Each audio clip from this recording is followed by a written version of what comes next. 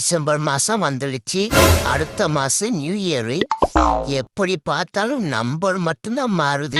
நம்ம வாழ்க்கை ஒண்ணும் மாற போறது இல்ல. அதே ஓட்ட பைக்கி, அதே சம்பளம், அதே ஜாபு. எதுக்கு நியூ இயர் கொண்டாடுதுன்னே தெரிய மாட்டேங்குது. எப்படியாவது இந்த வருஷம் சாகசம் பண்ணி சர்க்கஸ்ல அவார்டு வாங்கியே ஆகணும்.